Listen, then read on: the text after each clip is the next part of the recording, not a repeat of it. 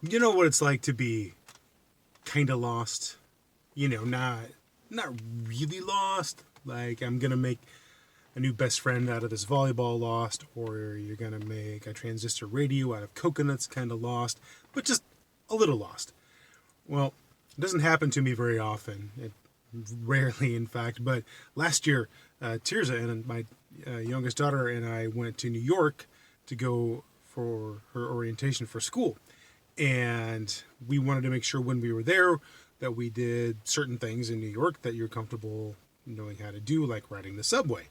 And so we did. We hopped on the subway up in Upper West Side and headed down to the south end of the island because we were going to go out and see how close we could get to the Statue of Liberty, and maybe there was an open boat. We checked everything was booked solid, but we wanted to see what would happen anyway and just go for a ride. Well, we get down to the south end and we get off the subway and we go up, and immediately we were beset upon by people wanting to sell us a ticket to take a boat out to the island. Not actually to the island to see up close and walk on the pedestal or anything, but we were going to get within a couple hundred yards of Lady Liberty and wave at her and take pictures and all that. So we did that and went out and came back. But the funny thing is that where we actually got on the boat to take the tour was a couple miles away from the subway station. So when we got back, we were going to get on the subway at a different spot than when we got off. And we wandered over and found the spot and went down the stairs, and I'm looking around at all the signage, and I'm looking at the app on my phone and looking around the signage and looking at the app on my phone. I wasn't really sure where we were or what train we should have taken to get back up to Tirza's school. And Tirza, in a few minutes, was kind of in the same spot, but then she had it figured out. And as soon as she had it figured out, she was ready to go. Like, we're going to go this way, Dad. I'm like, I don't know. I'm not sure. I'm Dad. I'm supposed to know where I'm going at all times, right?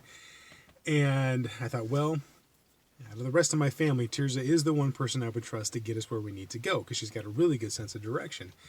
And so it's a good thing we did. We probably would have ended up in New Jersey somehow if we had taken the train, the subway, which I don't think is possible. But anyway, taking the subway from where we were supposed to be into where we needed to be. But anyway, it's just that little feeling, that little, I'm not quite sure where we are. And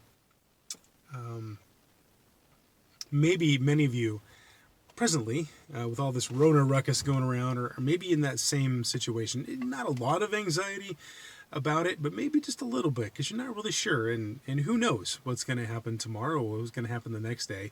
Everything keeps changing.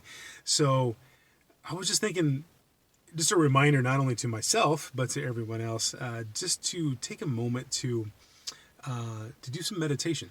And not meditation where you're leaving your body or anything like that, but a Christian style of meditation, which is to focus on God and allow His Spirit to come in and bring you some peace. And there's some ways to do that.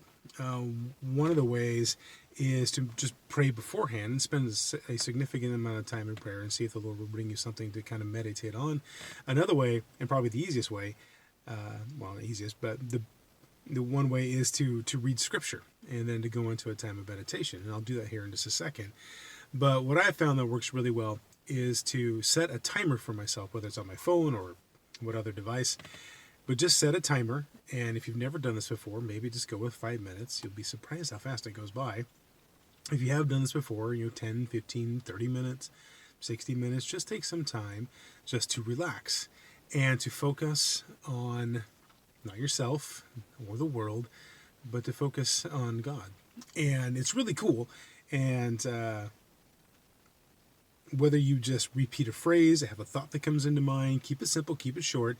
And whenever something comes into your mind that has nothing to do with anything that you need to be focusing on, whether it's, the NFL draft is today, important things like that, whether it's, homeschooling your kids, whatever it might be, just push those out and instead take some time to focus on the Lord. So let me read to you a passage, Psalm 133, And this is a really, it's a really good psalm, and it's a very uplifting psalm.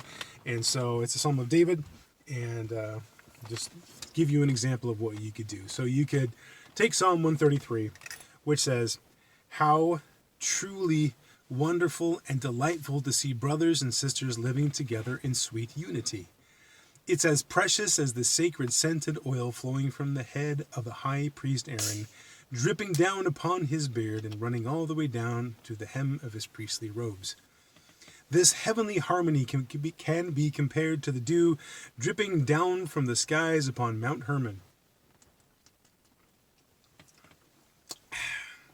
refreshing the mountain slopes of Israel.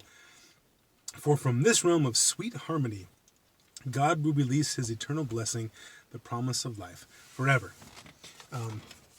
Product placement aside, you could take a psalm like that and you could focus, maybe not oil running down your beard, but you could focus on unity. You could focus on eternal blessing. You could focus on wherever the Lord may take you in a particular passage, and how sweet and how good he is to us. And that's really the point of it, is to focus not on ourselves and get out of our own head for a bit and focus on the one through whom we have life. And through him, let him, through the power of his Spirit, bring peace to you. So take some time today, tonight, before you go to bed, when you rise in the morning, at lunch break, when life just gets to be too much, and just quiet your mind. Take 5, 10, 15 minutes and just allow the peace of the Lord to come over you. And drink some Mountain Dew. Maybe not.